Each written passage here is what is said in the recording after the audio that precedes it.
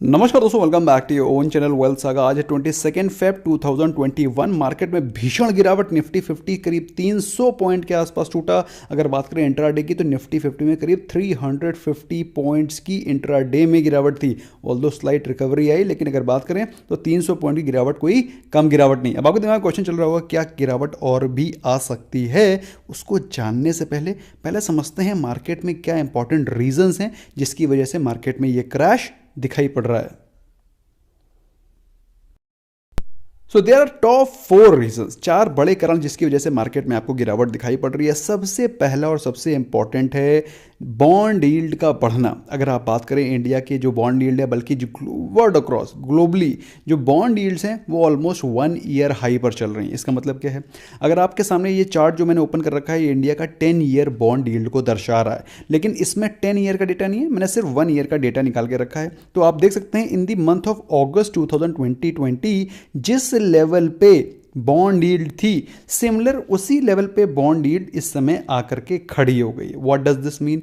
This simply means कि यहां पर बॉन्ड्स में बेहतर रिटर्न मिल रहे हैं विजावी प्रीवियस टाइम्स। अगर पहले के बारे में बात करें तो पहले बॉन्ड यील्ड में, बॉन्ड्स में उतनी बेहतर यील्ड थी नहीं, रिटर्न्स थे नहीं, तो लोग स्टॉक मार्केट में इन्वेस्ट कर रहे थे। लेकिन अभी क्या है? अभी the yields are improving, so why should people remain invested in stock market? तो वहां से पैसे निकाल करके वो बॉन्ड्स में इन्वेस्ट करना शुरू करेंगे। स्पेशली अगर आप बात करें पिछले 2 महीनों में, दिस इज वीकली कैंडल, तो पिछले 1 महीने में तो बहुत ही शानदार जंप आया बॉन्ड यील्ड में, जिसके चलते स्टॉक मार्केट से पैसे निकालने की अभी लोगों को ज़रूरत महसूस हो रही है कि भाई यहाँ से अगर बॉन्ड यील्ड इंप्रूव होती है, if it starts to go even more up, तो मार्केट में और भी करेक्शन आपको दिखाई पड़ सकता है।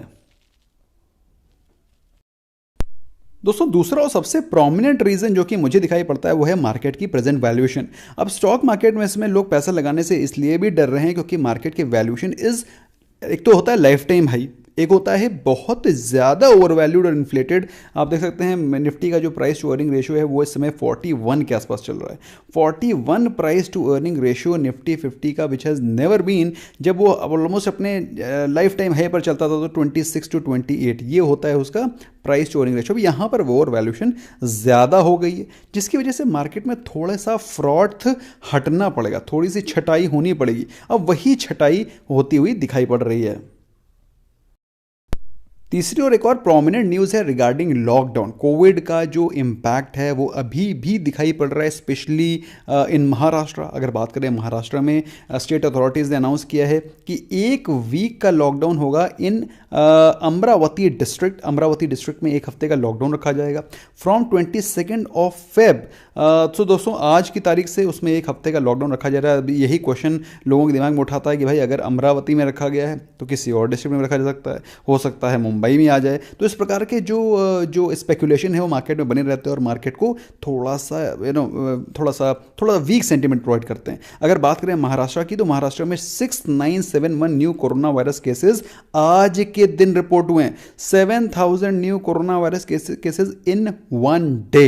अगर बात करें टोटल इन्फेक्शंस की तो total infection tally only in Maharashtra 21 lakh है। तो एक बहुत बड़ा नंबर है, एक बहुत बड़ा स्पाइक आ रहा है, जिसके चलते मार्केट को लग रहा है कि अगर बाई चांस सिमिलर, देखो आफ्टर ऑल ये सारी चीज़ें स्पेक्युलेटिव हैं, हो सकती हैं नहीं भी हो सकती हैं, लॉकडाउन हो सकता है नहीं भी हो सकता है, कोविड की सेकेंड वेव आ सकती है नहीं आ सकती है, लेकिन मार्केट को अनसर्टेनिटी पसंद नहीं है। जहां अनसर्टेनिटी आएगी वहीं पर मार्केट अपना प्रॉफिट बुक करने की कोशिश करेगी, वही मार्केट में प्रॉफिट बुकिंग आपको दिखाई पड़ रही है। तो दोस्तों ये तो थे 3 पॉइंट्स जो कि बहुत ही प्रोमिनेंट पॉइंट्स थे।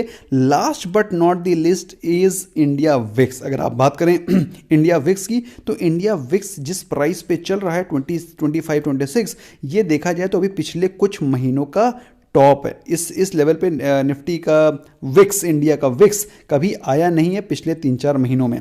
तो 25-26 से विक्स नीचे गिर जाता है। अगर बाई चांस यहाँ से कोई तगड़ा स्पाइक आता है, सपोज यहाँ से अगर बाई चांस कोई 10% की जंप आ जाती है, आज 15% के आसपास विक्स जंप कर रहा था, अगर बाई चांस यहाँ से 10 से 15% की विक्स में जंप आती है तो मार्केट में एक ज़बरदस्त करेक्शन आपको दिखाई पड़ सकता है। You should be mentally prepared, क्योंकि अगर आप देखेंगे विक्स को तो ये 1 डे की मैंने कैंडल लगा रखी है, ऑल्दो विक्स का वन डे कैंडल और जैसे मूविंग एवरेज से कोई लेना देना नहीं होता, लेकिन एक ब्रॉड एनालिसिस के लिए अगर आप देखेंगे तो 200 डे का जो मूविंग एवरेज है उससे ऊपर निकल गया है विक्स, मतलब विक्स काफ़ी ज़्यादा इन्फ्लेट हो गया है। और मैंने आपको वैसे ही बताया कि अगर बाई चांस इस लेवल को तोड़ देता है 26 27 के ऊपर चला जाता है विक्स, 30 के आसपास चला जाता है, तो मार्केट में एक अच्छा पैनिक क्रिएट होगा, क्योंकि अल्टीमेटली इंडिया विक्स को एक फियर इंडेक्स भी कहा जाता है।